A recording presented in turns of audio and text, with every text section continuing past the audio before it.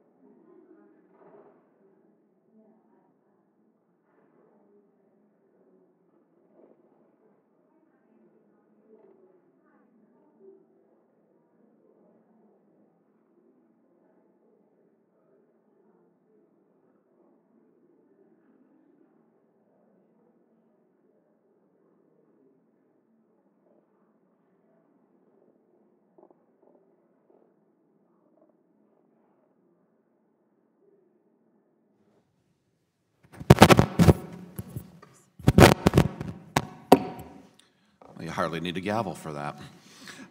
Quorum being present, the Subcommittee on Early Childhood, Elementary, and Secondary Education will come to order. Good morning, and welcome to today's subcommittee hearing. I'd like to thank our panel of witnesses and my colleagues for joining today's important discussion on how child care should play a role in the welfare system, including ways effective child care supports working parents, alleviates generational poverty, and also boosts the economy. Federal welfare programs, I believe, act as a vital tool to help families find a way out of poverty, and many welfare programs assist parents in finding a good-paying job to help them in their need for welfare benefits. And there's some facts that we're presenting on the back screen right now. Presently, over 52 million Americans participate in major means-tested government assistance programs, according to the U.S. Census Bureau. Among those Americans are parents of children who can benefit from a high-quality child care while their parents find work, gain the skills they need to find a good-paying job, or work hard to support their family's path to self-sufficiency. These parents need to know that their child is being provided with proper care when they are away from home. This is true for any working parent who wants to ensure their child is receiving proper care while they are at work. No parent should have to make a choice between showing up for work and caring for their child. Just as important, high-quality care can have meaningful, lasting impacts. These children are tomorrow's workforce. A recent study from the Urban Institute highlighted the value of child care as part of the welfare system, stating that, quote, failure to meet the child care needs of parents directly undercuts the stated goals of both workforce development systems and child care systems, unquote. This is why it is important for members of Congress to understand the current state of child care programs within the welfare system and exactly how they play a role in the federal government's overall efforts to strengthen the workforce. Presently, the Child Care and Development Block Grant, or CCDBG, to put it in Washington speak, is the primary federal funding stream that provides financial assistance to low-income working families with children under age 13 to pay for child care. In 2015, about 1.4 million children and some 847,400 families receive child care assistance in each month through CCDBG. Of parents participating in the program, strong majorities, 78%, are working and another 14% are in workforce development or educational program to give them the skills they need to eventually find a good-paying job. Work requirements within welfare programs establish an important path to self-sufficiency. Providing work support such as childcare can be an essential piece of this puzzle for families. Connecting CCDBG to other workforce development and welfare programs is an important way to help move families out of welfare and into lasting work. I understand that the witnesses before us today bring many different perspectives and many different stories on the importance of child care programs for welfare beneficiaries, and will provide us with some insight into how Congress should continue to explore ways to support child care programs that help parents who receive federal assistance so that they can move into work and away from welfare. So I look forward to hearing from them. I look forward to learning from them and from the other members on the subcommittee today. So with that, I now recognize standing in for Ranking Member Polis, Member Bonamici, for her opening remarks. Thank you, Mr. Chairman, for holding today's hearing, and thank you to the witnesses. From early childhood through college, education is the best investment we can make in our future. Investment in early learning, including quality childcare, is especially wise because early learning programs are truly two-generational. Children benefit from high-quality care, and parents can look for, find, and advance in their jobs, knowing their kids are learning in a safe and stimulating environment. According to a 2017 poll by the First 5 Years Fund, 82% of Republicans believe we should make quality early learning more affordable and accessible for working families. The public supports quality child care, and research proves that it benefits children and families. According to the ABC Darien Project in North Carolina, the Perry Preschool in Michigan, and the Child Parent Centers in Chicago, high-quality programs, including high-quality child care, lead to higher graduation rates, improved job outcomes, and longer life expectancies. The economic benefits are so great that Nobel Prize-winning economist James Heckman estimates that society receives $7.30 for every $1 invested in high-quality early learning programs. Currently, too many parents are priced out of high-quality preschool and childcare. In Oregon, for example, the annual cost of childcare for infants and toddlers is higher than the cost of a public four-year college. I hear from working families who are struggling to come up with the thousands of dollars they need for childcare or preschool. Our assistance and support is woefully inadequate. More than 80% of families who qualify for childcare assistance don't receive it because there's a lack of funding, and that's unacceptable. No child should be denied a strong start just because of their family's economic circumstances.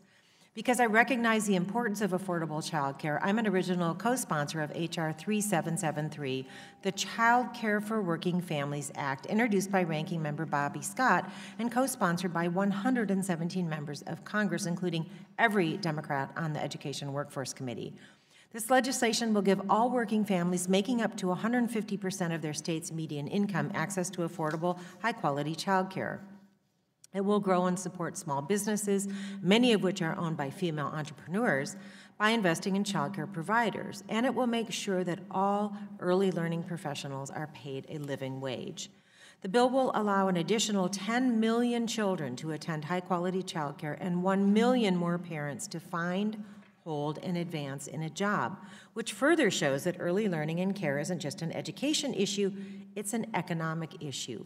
Quality, affordable childcare and early childhood education empowers workers and equips future generations with the foundational tools for success later in life.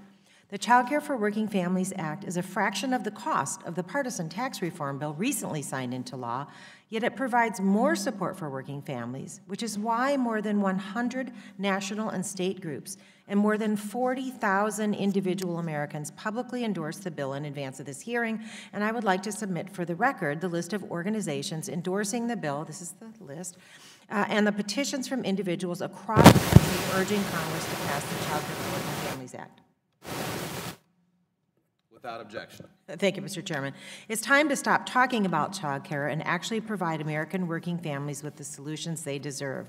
It's time for Congress to make sure that every family has access to affordable, high-quality child care. It's time for real economic stimulus that puts working parents and kids before tax cuts for millionaires. The Child Care for Working Families Act is the answer, and I urge every member of this committee to support its passage. I again thank the witnesses for testifying today and look forward to hearing from them about what more the federal government can do to make sure all working families have access to high-quality child care and other early learning opportunities, and I yield back the balance of my time. I thank the ranking member. Pursuant to Committee Rule 7C, all members will be permitted to submit written statements to be included in the permanent hearing record, and without objection, the hearing record will remain open for 14 days to allow such statements and other extraneous material referenced during the hearing to be submitted for the official hearing record. I'd now like to turn to the introduction of our distinguished witnesses. First, we have Ms. Helene Stebbins, and she's the Deputy Director of the Alliance for Early Success. Welcome. Thank you for being here. Ms. Bridget Neyland is the Louisiana Association of Business and Industries Director of the Education Workforce Development Council and the Vice President of Program and Workforce Development. Welcome from Louisiana. And then Ms. Tammy Mann is President and CEO of the Campagna Center. Thank you very much for being here. And finally, Dr. Lori Smith serves as Education Policy Advisor to Mississippi Governor Phil Bryant and is the Executive Director of the State Early Childhood Advisory Council, and welcome to you as well. I'll now ask our witnesses to raise your right hand. Do you solemnly swear or affirm the testimony you are about to give will be the truth, the whole truth, and nothing but the truth? Let the record reflect that each witness answered in the affirmative. Before I recognize each of you to provide your testimony, let me briefly explain our lighting system, which is much of a reminder for us up here, as it may be for you. You will have 5 minutes to present your testimony. When you begin, the light, of course, will be green. When there's 1 minute left, it'll be yellow, and then it will turn red when you're out of time. At that point, I will gavel. So if you could please have your remarks wrapped up by then. And by the way, the same goes for us up here, so during our questioning. So with that, Ms. Stebbins, you're recognized for 5 minutes.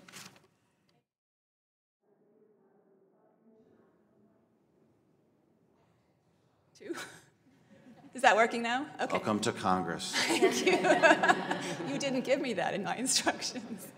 Thank you, Chairman Rakita and distinguished members of the subcommittee. It's my pleasure to be here today and to share 6 observations on how I think we can improve child care policy so that working families have the opportunity to become self-sufficient and so children receive the care that puts them on the path to success.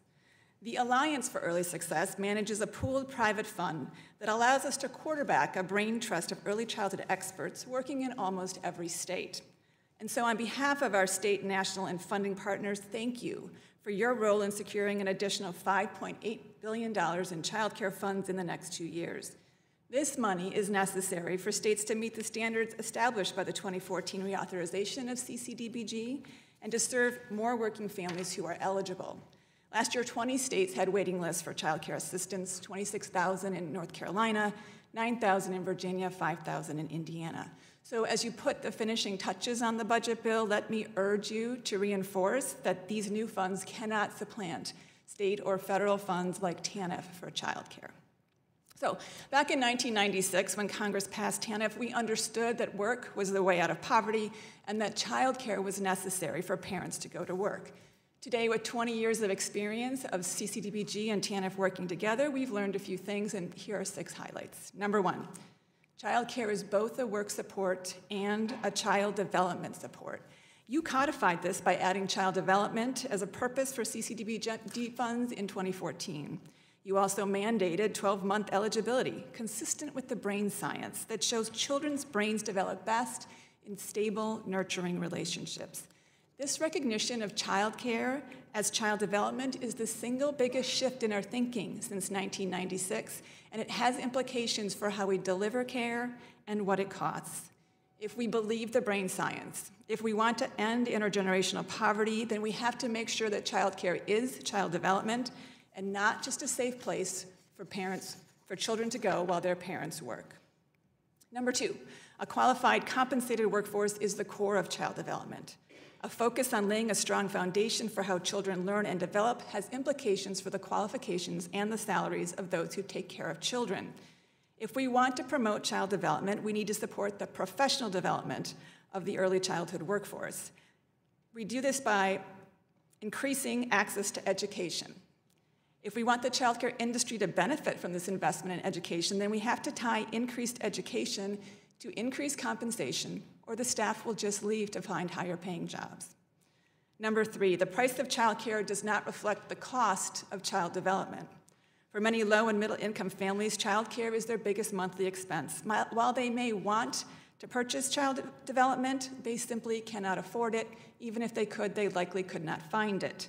The market encourages price competition, which lowers parent fees and prevents providers from paying a workforce with the necessary credentials. The market rate does not reflect the cost of providing child development, and we have to stop using it to set reimbursement rates. Number 4, we need to pay attention to how income supports interact and affect family budgets.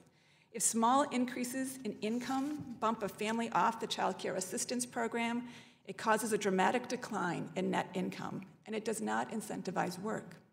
By gradually increasing parent co-payments and allowing parents to remain eligible for assistance while incomes rise, states can help families transition off of work supports.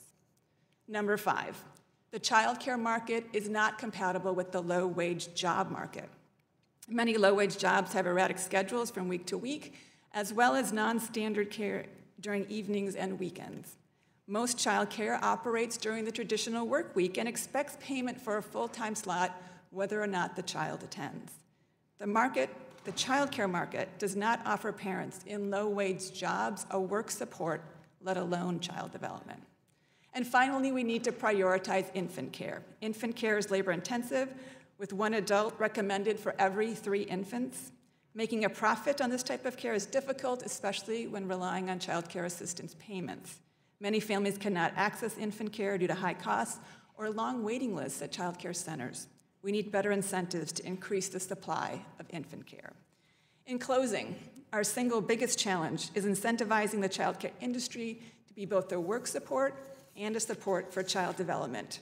Since we do believe the brain research and we do want to end intergenerational poverty, we must commit to finding the resources and crafting the policies to support child development. Thank you. Thank you, Ms. Stebbins. Ms. Neyland, you're recognized for 5 minutes. Thank you, Chairman Rokita and Ranking Member and distinguished committee members. Again, I'm Bridget Neyland, Vice President of Education and Workforce Development for the Louisiana Association of Business and Industry, known as LABI. I'm honored to be here today speaking to you about a critical workforce issue in Louisiana, early childhood education. LABI is the State Chamber of Commerce and Manufacturers Association. We advocate for free enterprise and a better business climate in Louisiana. We have over 2,000 members that provide more than 320,000 direct jobs for Louisiana citizens. LABI has made education a top priority since its inception 43 years ago, as our members are keenly aware that our state is not able to compete without an educated workforce. LABI has been on the forefront of education reform, advocating for numerous student-centered initiatives with the goal of raising student achievement and ending our state's legacy of poor public educational outcomes. This year, LABI made early childhood education a top priority. LABI became involved in the issue of access to quality, reliable, affordable child care primarily because of two factors. First, after years of education reform, we have seen academic gains, yet our student performance is still ranked in the bottom tier in the nation. We believe that improving school quality alone isn't sufficient to escalate learning when children begin school not ready to learn or already behind, which is exactly what the science of brain development informs us happens when children ages 0 to 3 are not exposed to appropriate early learning experiences. We support quality early childhood learning as a key element to improve educational quality. Today's student is tomorrow's worker. Louisiana businesses want to hire Louisiana citizens, but too often must recruit elsewhere due to the lack of available, educated, skilled workers. Second, women, who still have the main responsibility for child care, comprise about half of Louisiana's workforce. Lack of reliable, quality professional child care negatively affects employee attendance, retention, and promotion, impacting a company's productivity and ability to grow. In May 2017, LSU's Public Policy Research Lab conducted a statewide survey in which almost half of respondents, both men and women, stated they missed work regularly due to child care issues. Respondents were terminated, quit jobs, refused promotions, or chose part-time over full-time work due to child care concerns. Using the survey results, an economist estimated that Louisiana employers annually lose $816 million due to child care issues that create absences and employee turnover. Clearly, child care is critical to our ability to do business. In order to improve access and quality, in 2012, LABI supported significant changes to the early child care delivery system. Act 3 established a foundation of quality standards in early childhood education. It unified preschool, Head Start, and child care programs into innovative community networks which operate under a system of academic and development standards, parental choice, teacher preparation standards, and accountability with child care center ratings. The networks currently encompass 1,600 child care, Head Start, and school sites serving 100,000 children, but issues of access and quality remain. Only half of Louisiana's children enter kindergarten ready to learn, and we only serve 30% of low-income children. Unfortunately, other than the funding that may be allocated from President Trump's proposed budget, it is doubtful there will be additional funds to expand seats. The high cost of quality programs, which are about a minimum of $10,000 per child, and competing state priorities make reliance upon the state as the primary funder for early childhood education expansion somewhat unsustainable. LABI began working with our partners on a new concept, a community-based model that employs an entrepreneurial approach utilizing each community's strengths. One of our partners, Carrie Monica, Executive Director of Stand for Children Louisiana, is in the committee room here with me today. Soon we will convene a working group to recommend up to 6 pilot sites and review data for each site. If the area has quality and unmet need, the goal would be to increase capacity. If the area is low quality, resources will be provided for assistance. If the area has no capacity, resources would be identified to open centers. This will be accomplished by collaborating with the local business community, child care providers, philanthropic organizations, chambers, educational institutions, faith-based organizations, law enforcement, military, governmental entities, other stakeholders. An essential component would be a study of the children and the pilots. If they are kindergarten ready and on grade level, advocates will have a powerful case that the cost of early childhood education is one of the most cost-effective education programs in the state. Other essential data to be collected are workforce statistics such as worker retention, absenteeism, participation, and productivity. We believe that the benefits of a local approach to early childhood learning are many. If successful, these pilots could be replicated statewide, and the educational gains could close the achievement gap and change the learning landscape in Louisiana. Thank you, Ms. Neyland. Ms. Mann, you're recognized for 5 minutes. Dr. Neyland. Dr. Mann says Ms. Mann. Dr. Mann, thank you. Thank you. Chairman Rokita and distinguished committee members for the opportunity to come and to speak about the vital role that high-quality early childhood education plays in fostering a strong economy and supporting the workforce of today and tomorrow. In addition to the work that I am doing at the Campagna Center, a community-based nonprofit in Alexandria, Virginia, providing cradle-to-career programs for children, I also have the great privilege of serving as the president of the governing board for the National Association for the Education of Young Children, an organization that is committed to ensuring that all young children learn and thrive in a society where they reach their full potential. Working families make hard sacrifices and hard choices every day in order to put the needs of their children first. But when it comes to childcare, parents shouldn't have to choose between affordability and quality. Decades of research have told us too much about the critical nature of the early years and the benefits that accrue to individuals and to society when we invest in those years for us to continue to sell our children, families, educators, and our economy short.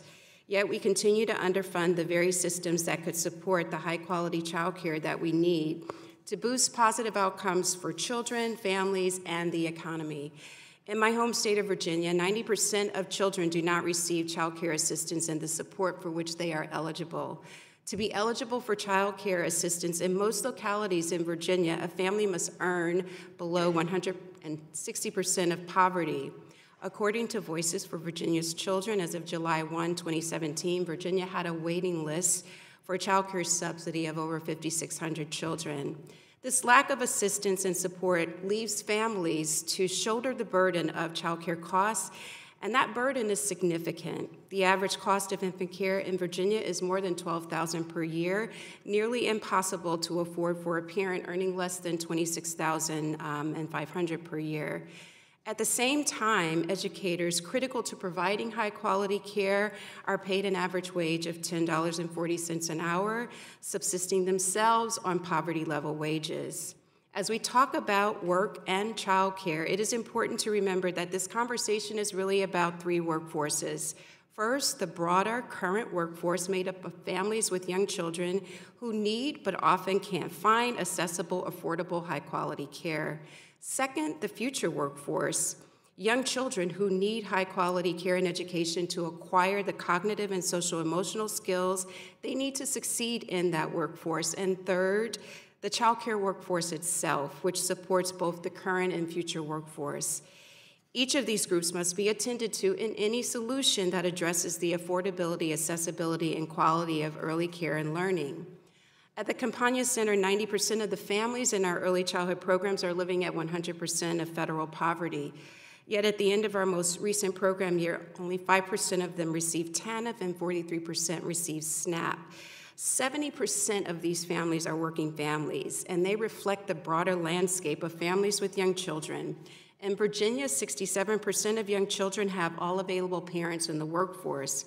Across the nation, work rates are high among families receiving public benefits. 62% of such households with a non-disabled adult worked while receiving SNAP, and 87% worked in the prior or subsequent year.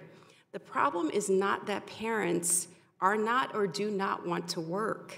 It is that they work, often in multiple low-wage jobs, that not only make it difficult for them to afford childcare, but fail to provide sufficient earnings to meet basic needs.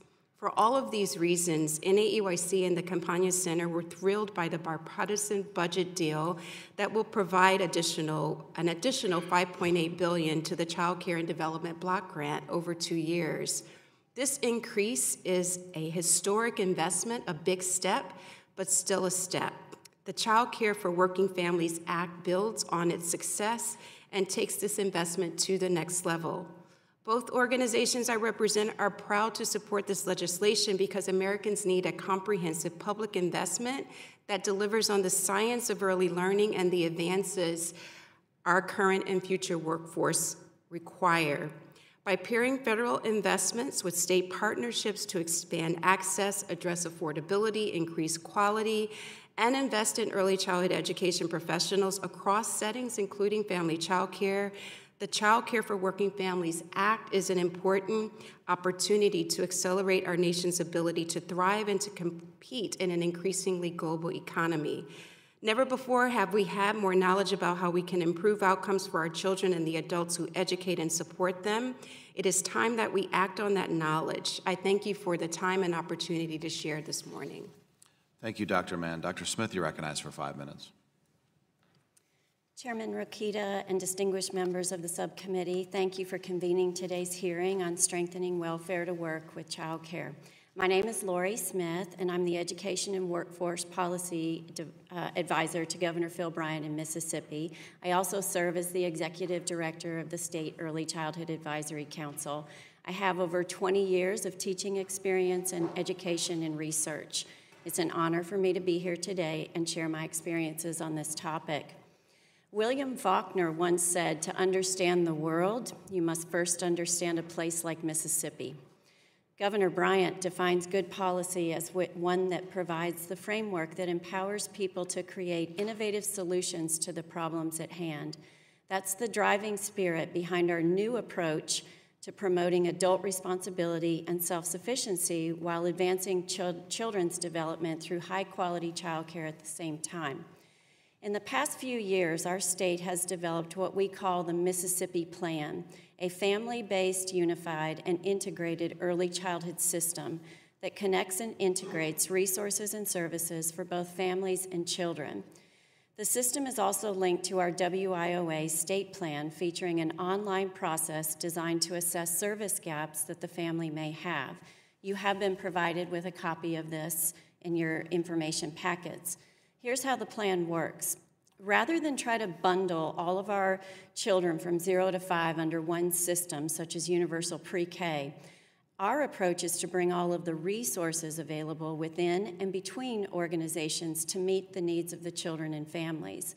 We have shifted the focus from rating the quality of the environment in the child care center to assessing children's progress and development. Key to the effort is to assure that we provide continuity and quality, that quality is not treated as a discrete event. Our Mississippi's longitudinal data system is one of the best in the country, allowing us to gauge our education progress from pre-K to 20 and into the workforce. This innovative approach has helped our state make great progress in recent years. Mississippi's accomplishments include being one of only 2 states in the nation to demonstrate significant increases in our 4th graders' reading scores, according to NAEP in 2015 in reading and math. In 2013, our 3rd grade literacy proficiency was 48%. Last year, 92% of our 3rd graders passed their 3rd grade reading test. Our graduation rate has reached an all-time high in Mississippi of 83%. Mississippi was also awarded the Frank Newman Award for Education Innovation by Education Commission of the States. I'd like to share with you a brief story that illustrates how our early childhood efforts are working with business and industry. At a recent visit to Milwaukee Tools, which is a manufacturing plant in Greenwood, Mississippi, the plant manager told me that he wanted to expand his business and hire hundreds more employees. He told me he wanted to explore ways to recruit more women to work at his plant. He knew that quality childcare was an obstacle in his community. That manager is now in a partnership with our Department of Human Services and is planning to open a high-quality child care center at the plant in order to bring in more qualified applicants who are also parents. We know that family and child well-being are inextricably linked. Milwaukee Tools is an excellent example of how to support parents' work and to advance children's growth and development during the most critical years at the same time. Finally, I'd like to point out that we created our new system without any of those extra federal grants and funds that have come through in recent years. Technology is helping us to connect resources and people in a way that we have never done before, while creating more efficiencies and reducing potential fraud. I believe that early childhood education is one of the most crucial areas of policy in the United States today. A key lesson learned is that the plan to help our children cannot be disconnected from the plan to help their parents. I appreciate your ongoing support of this two-generational strategy that helps adults work and promotes young children's development. Okay, thank you, witnesses. Excellent job. I'm going to reserve my questioning to the end and start out with Ranking Member Bonamici for 5 minutes. Thank you, Mr. Chairman, and thanks to all of the witnesses for your compelling testimony. I really appreciate it. One thing I want to point out, as Ms. Stebbins and others have recognized, is the importance of infant care. And one of the things I want to mention that would make a difference, it's not the subject of this hearing, but certainly relevant, is that the United States is the only industrialized country that does not provide paid family leave when a child is born or adopted. That would make a tremendous difference in getting stable start to those young children, especially with the earliest years critical to brain development. Dr. Mann, the Child Care for Working Families Act, which I have co-sponsored, would incentivize states to increase early learning and child care support for infants and toddlers by providing higher federal match for infants and toddlers the state serves. This legislation would give working families in Oregon and across America the opportunity to create a better life and a strong start for their children. So it seems like more and more states are now recognizing and understanding the importance of investing in children birth through 3. So could you talk about some of the lessons learned as the states have come to this understanding that we could use at the federal level? Can you repeat your question? Yes. More and more states are now understanding the importance of investing in birth through 3. What are the lessons learned as the states have come to understand that we could use here in Congress to convince our colleagues to support legislation like this? Well, I think it's important, as you've already articulated, that if we're going to truly make a difference in ensuring that children get off to the best possible start, we absolutely have to begin in the early years. And I think the provision that's included in the Act that provides an incentive to help ensure that there are more resources being made available to ensure that centers are actually able to take care of children at that age at a rate that is affordable is critically important. I think that's one of the very interesting elements of the Act that you've included that I think is critical. And Dr. Mann, if the Act were to pass and go into effect, the Child Care for Working Families Act, how would that affect your center, for example, in Alexandria? Would you be able to better serve the community with the focus on children 0 to 3? We absolutely would. Currently, we're involved in a partnership where we're working with 19 family child care providers that are situated around the city of Alexandria.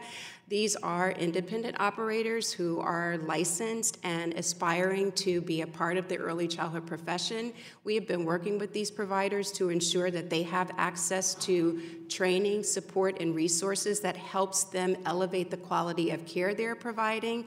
And we know that a big piece of their willingness to enroll infants and toddlers in the services that they're providing is directly connected to the reimbursement rates that are associated with providing care to the youngest children. So I think this legislation would go a long way to making certain that those individuals are going to get the support they need to actually take care of children that otherwise would not be served in our community. I think it's important to note that in Alexandria, many center-based settings do not provide care to infants and toddlers because the cost, as Ms. Stebbins has already articulated, far exceeds their ability to cover the staffing that's required. Thank you. Dr. Smith, you mentioned in your testimony how your state's approach of doing it the Mississippi way has helped make great progress in your state. I really like your example of the company that's opening an on-site center. The NAEP achievements certainly show that, but the wait list for child care apparently in your state is 21,050 children, which is larger than more populous states. For comparison, as mentioned by Ms. Stebbins, Virginia's wait list is about 9,000, Colorado's is 700, Indiana's is about 5,000. So when there's so much unmet need, is there an equity issue there in what you say is progress? There's still a lot of unmet need. I don't have the figures on our exact waiting list for our certificate program in our state. We have 1,600 licensed child care providers, so we're looking at child care holistically in our state. So the progress we're making is working with private child care providers, working with families and finding work, and working and improving the quality in all types of child care centers. So that's how we're addressing that in the state of Mississippi holistically and helping those families. Thank you, and my time's about to expire. I yield back. Thank you, Mr. Chairman.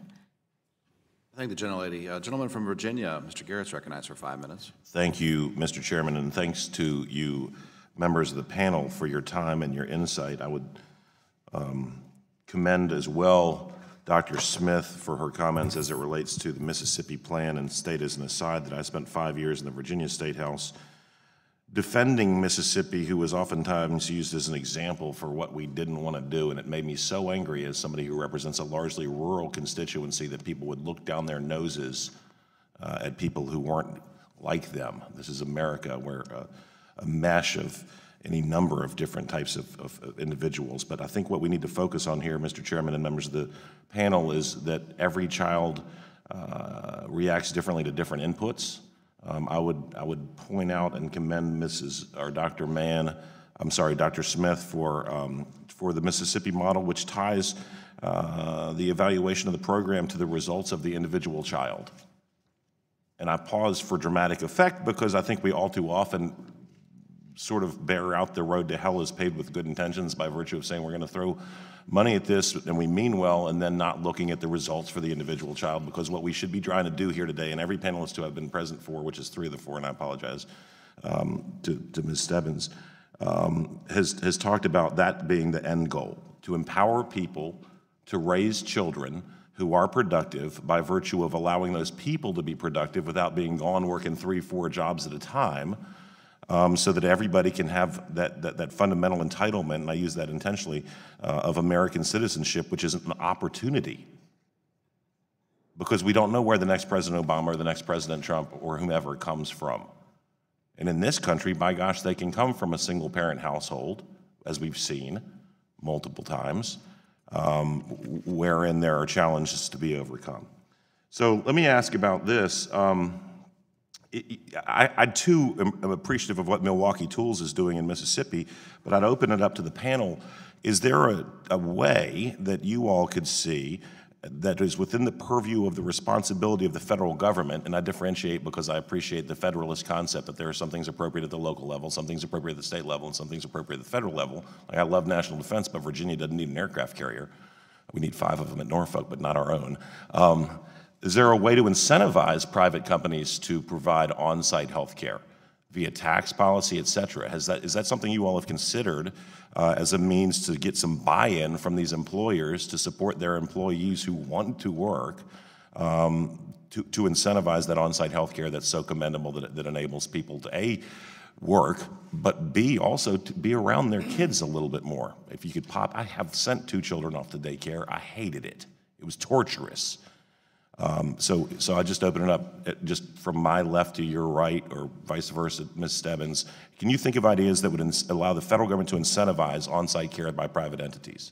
Can I just clarify, you're talking through the Child Care and Development Block Grant, or outside? Yeah, but look, as is wont to do on this committee and many others, I've kind of stepped a little bit beyond where we are because I hate leaving rooms where we talk about stuff and don't come up with ideas.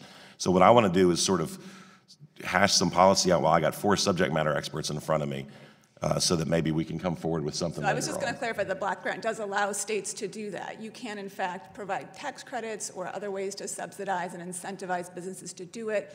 At what point states were even using some of the funding that private companies were using to support childcare to draw down some of their federal childcare money. So that is being done. It is something that we're thinking about. I think the bigger point here is not everybody works for an employer Sure. who can do that. And so we have to think beyond that employer-based thing. But yes, Well, absolutely. tragically, every time we try to help everybody at once, we usually have the opposite result, right? So if you can help groups of people, then you're going to help all people ultimately, I hope. And thank you. Ms. Neyland, if I'm Yes, pronouncing sir. that right. We have a state tax credit, the school readiness tax credit, that has been very effectively used in Louisiana, and I think one of the advantages of it is that it's not limited to large corporations. Small businesses can take advantage of it as well, and the CPAs recommend it to their clients, and small communities are able to, in many cases, get a large amount of money to get centers started, to, for example, provide curricular professional development for their centers. And if the federal government decided to pursue that kind of avenue, I think that could be effective as well. Mr. Chairman, I understand my time's about to expire. Obviously, at the latitude of the chair, these other ladies can finish, or you can submit in writing responses, but I'm very curious to see what your thoughts are on this. I'd prefer if you carry this conversation on in writing. I think we'd all enjoy a written response to this.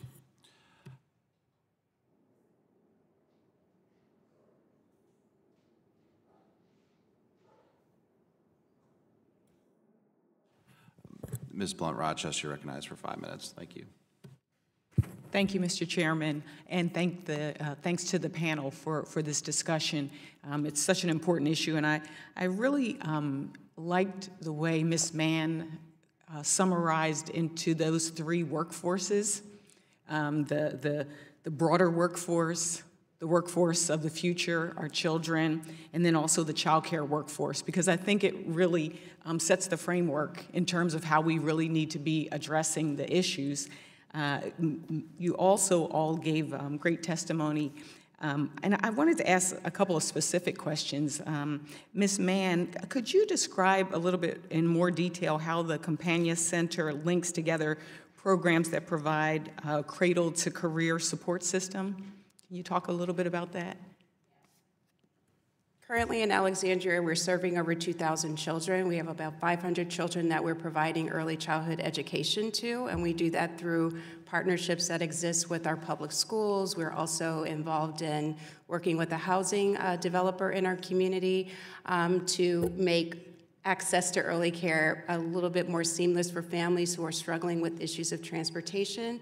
We are involved in providing after-school care to over 1,000 young people that are situated in our elementary school system, and we have been involved in working with high school individuals who are more often than not the first in their families to sometimes graduate high school, certainly pursuing post-secondary as first-generation students, supporting them with the tools and the skills that they need to expose themselves to opportunities as they prepare to make that transition. We're also working with immigrants and refugees that are in our community. Many people may not realize Alexandria actually has double the state percent of foreign-born residents that are a part of our community. So we've been involved in providing English language instruction to over 300 adults using a semester-based program that helps to ensure they have resources to support acquiring English and other supports that help them enter the workforce.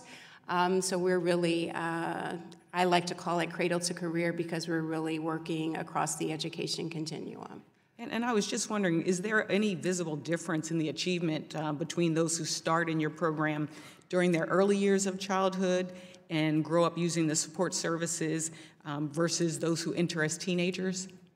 Actually, it's not data that we have at our disposal. I will say that children that leave our early childhood programs, we are actively involved in evaluating their progress. 85% of those children are leaving with the skills they need to enter kindergarten, ready to succeed.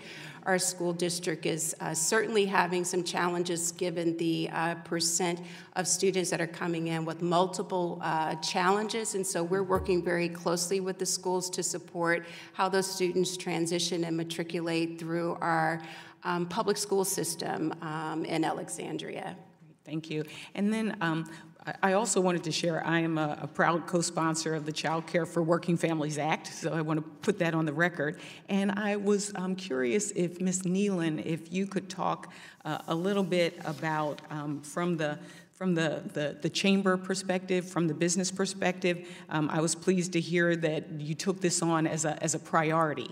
And you talked a little bit about why, and you also mentioned a survey. So could you tell us a little bit more about the losing ground findings? Yes, the survey was conducted by the Policy Center, one of our early childhood leaders in Louisiana, and the LSU Public Policy Center. And the cost to Louisiana employers is over $800 million a year, and the overall impact on the Louisiana economy is $1.1 billion per year, according to this study. So clearly it is a huge Louisiana business expense. And because it's a workforce impact, because it's a business impact, businesses are already paying, and they're aware of that. Many businesses are beginning their own, as in Mississippi, their own child care centers, as are universities, hospitals. The larger employers are more able at this point to look into opening the centers, but part of the regional and community-based approach is when you have more stakeholders at the table, you can pool the resources so that it's more doable. Great. And we can build capacity along those lines. Thank you. My time has expired. Thank you. I thank the gentlelady for yielding. The gentlelady from Georgia, Ms. Handel, is recognized for 5 minutes. Thank you very much, Mr. Chairman, and thank you to our witnesses today. I wanted to start with Ms. Neyland. When you were discussing the efforts in Louisiana, I wonder if you could talk about how we can better integrate child care assistance with the various programs, whether that be workforce development, TANF assistance, or the other government assistance programs as parents try to transition back to work, because it strikes me that there are a lot of programs, they are somewhat fragmented, and maybe the lack of cohesiveness might be a challenge. So if you could share your thoughts there. Well, what I did reference, we have made a start. In 2012, we transitioned all of the programs out of one governmental agency and into our Department of Education. And we are consolidating and streamlining for efficiency and working with our Department of Education and our workforce, our Louisiana Economic Development, so that all of the streams of dollars and all of the education programs are working in sync. We have accountability for programs now, and we have a rating system so that parents can look online at each center, and they can determine by choice which center is higher quality and which meets parental needs best regionally. The workforce alignment, again, because we want to see an entrepreneurial approach, we'd like to see an expansion of delivery systems.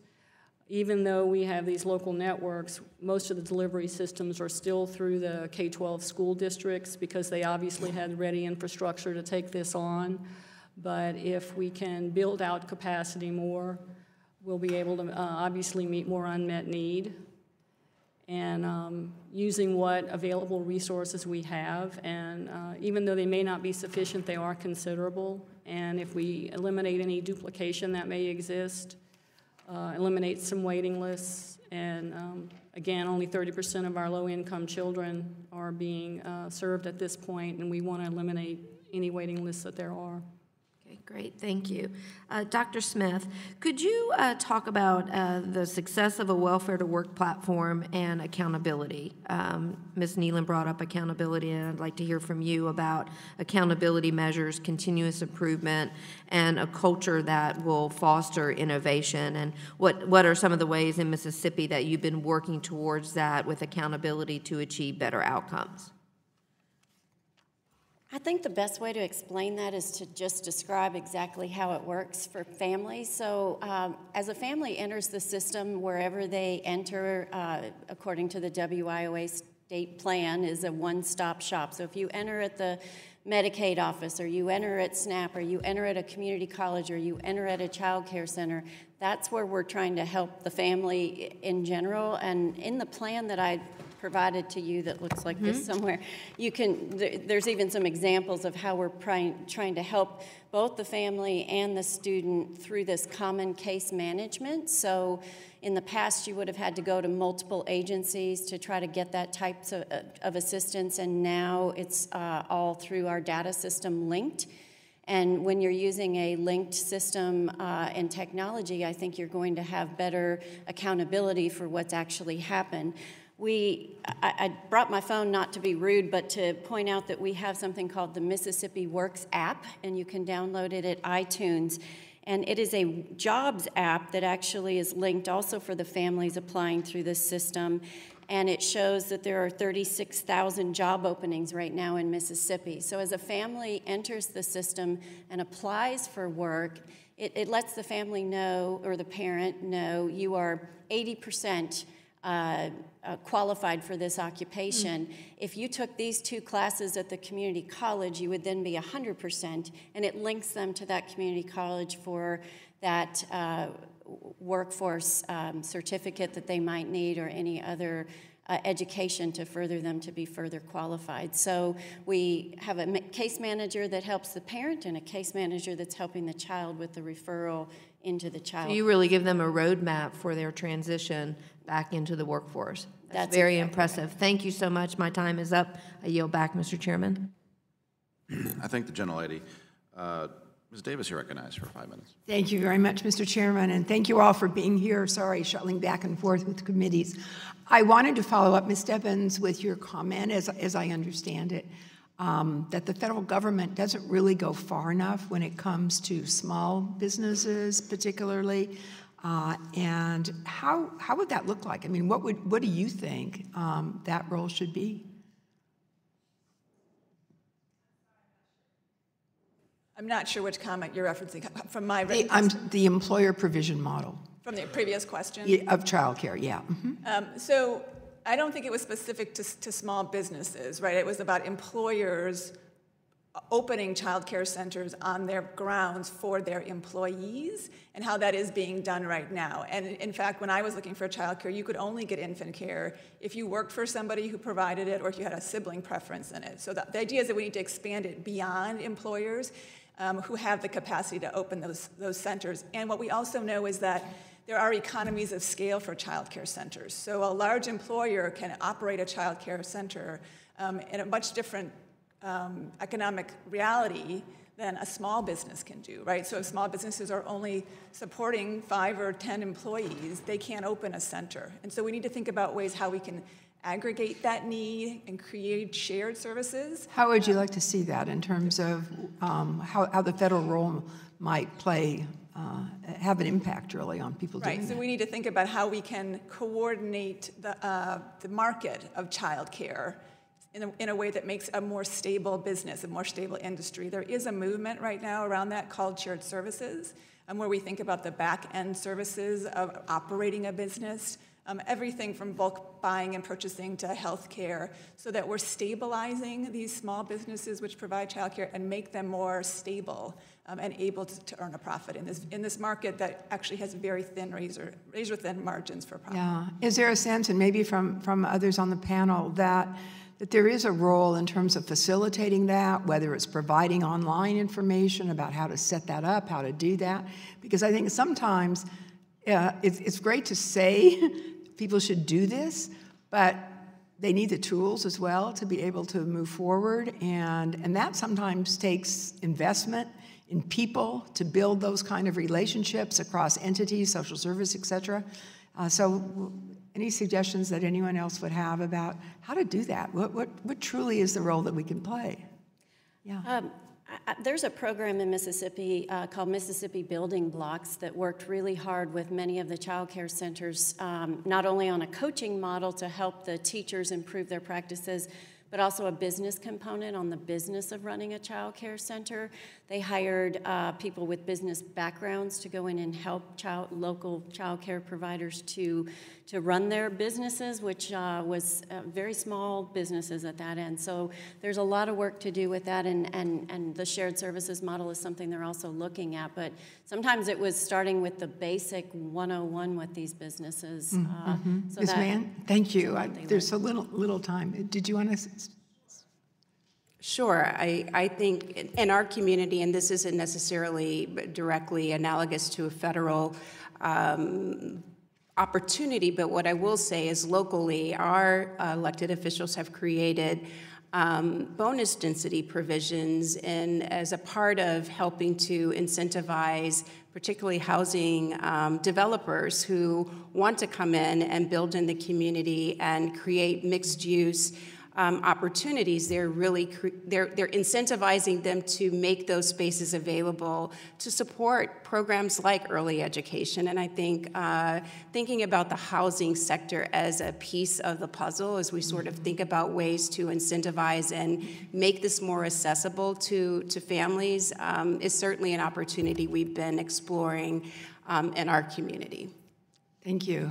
Appreciate that. Ms. Mann, while you just have the floor here for a second, I wondered if you could expand, and perhaps you've already addressed this, but what is your thinking in terms of strict work requirements that people have related to TANF and SNAP benefits? How does that impact people, and why should we take another look at that? You know, I think at the end of the day, what I've come to discover with the families that we work with is that there is an incredible desire to want to be engaged in the workforce. And there are barriers that families have to manage as they pursue the opportunities to be self-sufficient, whether it's transportation, whether it's access to childcare, the kinds of jobs that are available. The reality is, if we're not able to address those barriers, we make it inordinately difficult for families to persist and be able to succeed on a continuous basis in the workforce. Gentlewoman's time's expired. I appreciate that answer. Sure. Thank you. Chairwoman Fox, you're recognized for 5 minutes. Thank you, Mr. Chairman, and I thank our witnesses for being here today and had the same issue that Ms. Davis had, a lot of other things going on. I'm sorry I had to be over on the Senate side when you testified, and I apologize for coming in late, but I want to thank you very much. And the little bit I've heard, I'm very impressed with the examples you've given. Dr. Smith, going back to this issue of work, we've required for a long time work as a stipulation of welfare benefits, because the biggest impact on the economic well-being of low-income individuals is a full-time job. In fact, I have read that only 2% of the people in this country who have full-time jobs are in poverty. I believe in the dignity of work, and with a stable job, families can transition off of welfare and onto a path of self-sufficiency. In my home state of North Carolina, families participating in the TANF and workforce development systems are given first priority for child care vouchers. Is this an approach you would recommend other states take?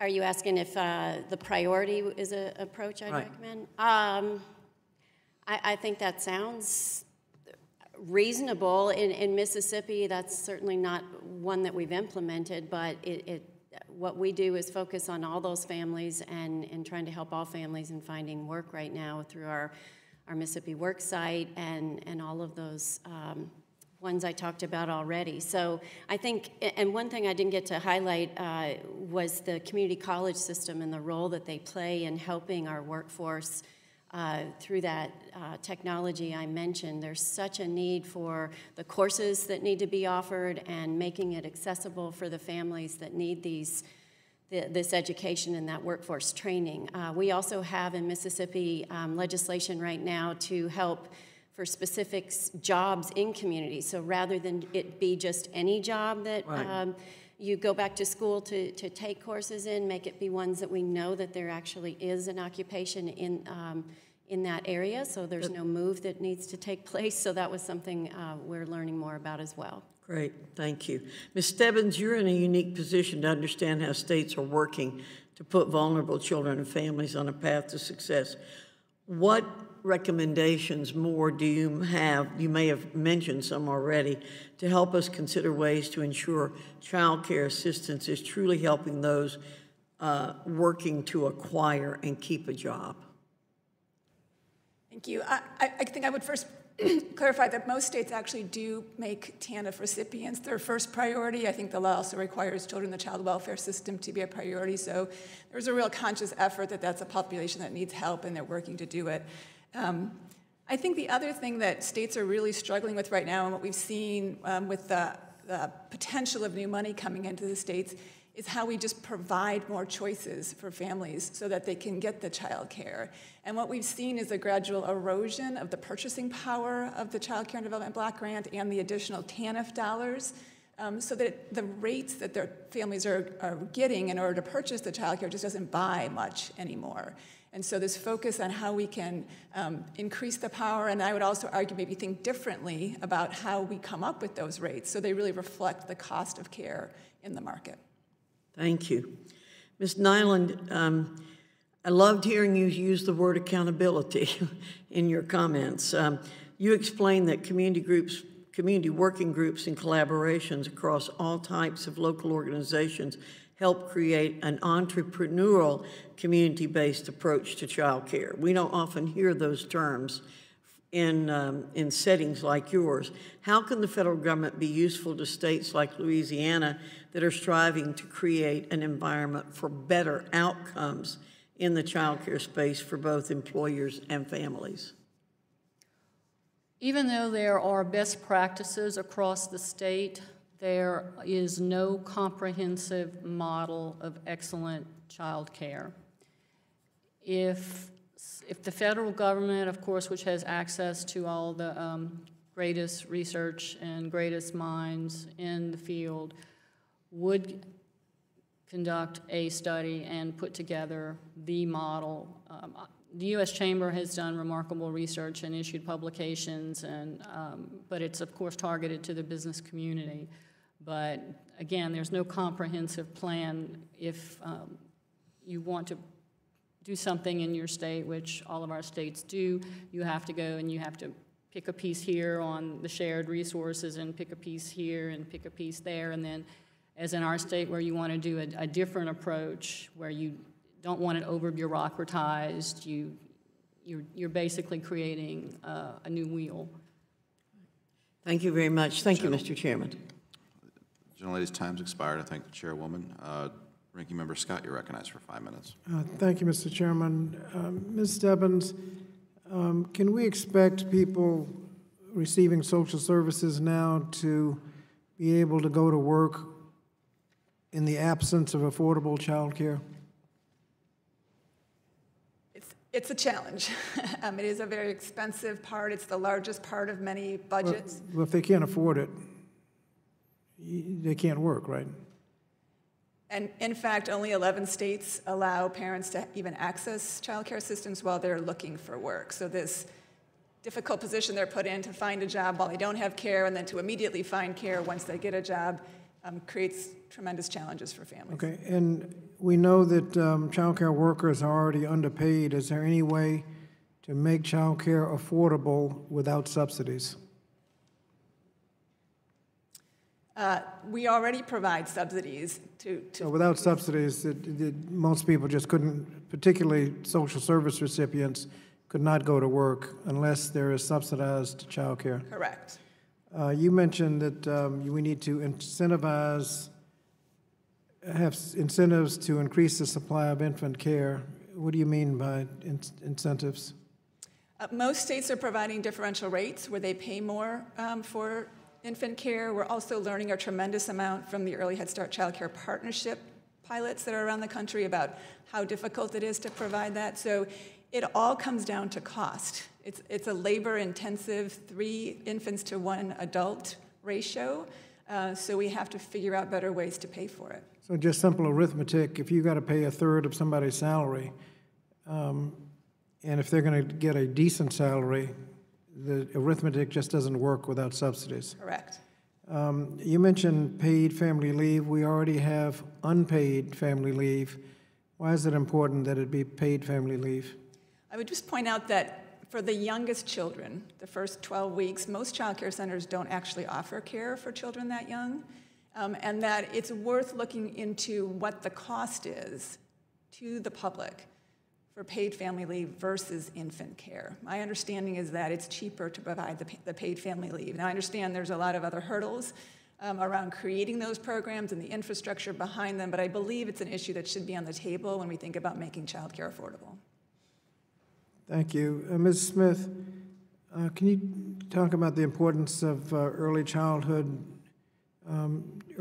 education and early quality child care on future graduation rates, crime, teen pregnancy, and potential employment? As many of you already know, early childhood education has a huge impact on the future of children. As I mentioned, in Mississippi, 2013, 48% of our third graders weren't reading on grade level. We did some work to look at the trajectory of high school dropout rates if you're not reading at that level by that age, and there's definitely a line directly linked towards dropping out of high school if you aren't reading early on by third grade. So early childhood development, as we know, has a huge impact. Brain development, the first 3 years of life are critical.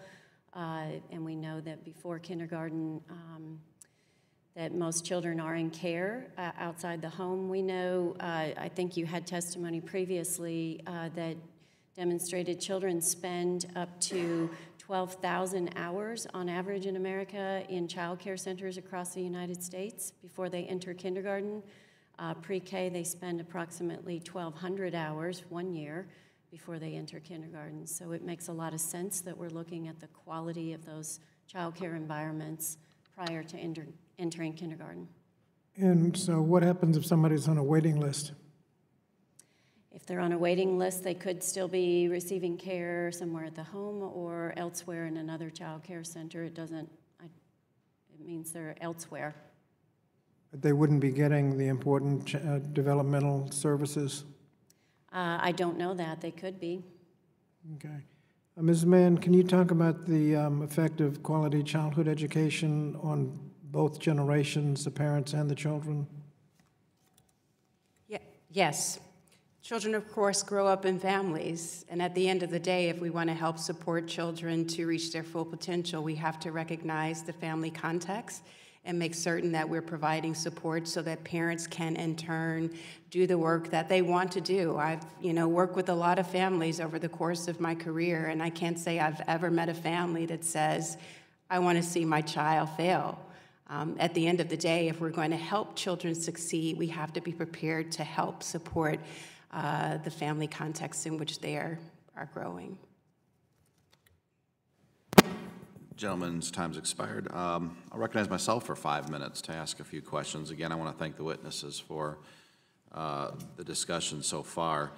Ms. Neyland, the pilot project that you explained includes several outcome measures, which I thought were unique, especially in the child care space. Why did you include outcome measures based on the impact child care has on a parent's ability to show up to work and be productive? And how do you think this will enhance your understanding of what's needed in the future and what will inform your future policy decisions? Because our investment in early child care is twofold: the impact on the educational component as the workforce of tomorrow, and the investment on the worker of today and the cost effectiveness of investing in childcare. So if we have an $800 million loss today because our workers are having turnover or whatever, if we can substantiate with each company in each region that this is impacting you, then we can find a way to perhaps have companies invest more, or can have them invest perhaps even in other communities, and we can substantiate with each company how it's impacting their bottom line. Thank you. Dr. Smith, I want to pick up on the discussion you had with Representative Garrett about the rural areas, our rural areas nature of things, and wanted to ask you really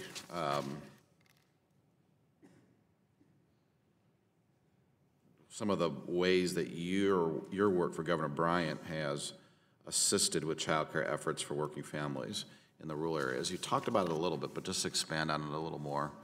I come from I represent a very rural area, so I'm very interested in this, and I think while the urban centers have their challenges, certainly the population density can be a benefit in the kind of work you do. How do you handle where there's not the situation where there's not that population density? Yeah, that's been a daily conscientious effort we've been making in Mississippi. So one of the things that we did in trying to reach out to child cares across the state is really strategically place assistance centers. So we learned that our community colleges, there's 15 of them throughout the state, are all within a 50-mile radius of all the child care centers in the state. So it made a lot of sense that we place our coaching model, and we opened an early childhood academy at every community college in the state of Mississippi last year. So at each academy and at each family center at the community college, parents can go and check out materials, but that's also where the coach is that's going out to the child care centers that's helping improve the quality working with. And how many total campuses do you have in Mississippi, roughly? The child care or the, the community colleges? Yeah. There's 15 community colleges throughout the state. Different ones or different campuses? Oh, campuses, I'm sorry. I don't know exactly how many more of the smaller campuses there are that branch out, but there's 15 total community colleges. What percentage of those campuses do you think you have adequate child care at?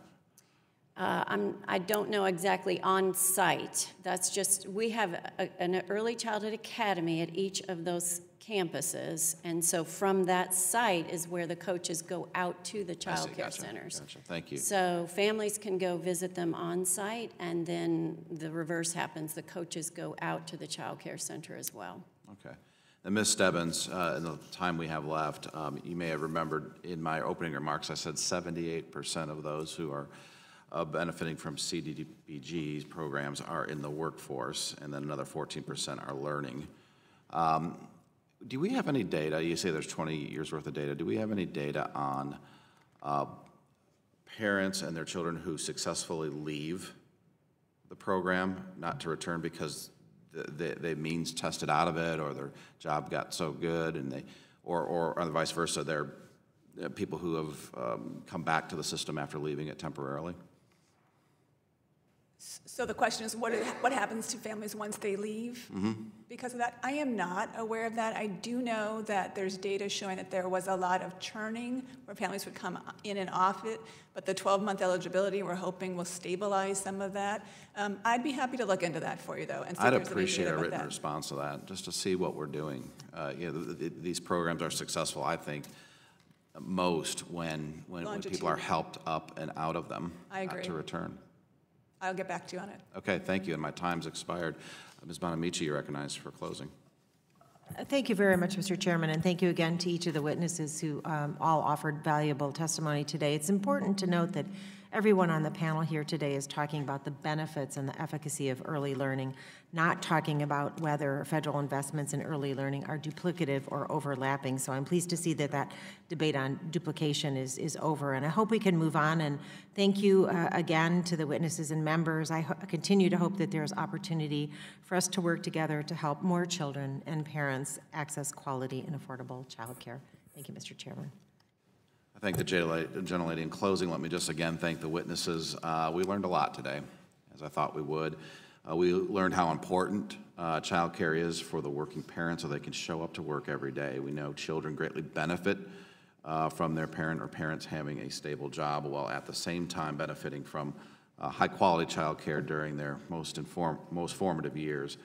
Finally, we heard the impacts on small businesses and employers who recognize better retention, attendance, and productivity. There were also many suggestions made about how to better align child care to the workforce so that families in the welfare system can more easily move off of welfare into a well-paying, stable job, which I hope is still our ultimate goal. I look forward to working with my colleagues on this, and I want to thank the witnesses again, thank my colleagues, and seeing no further business before the committee, we stand adjourned.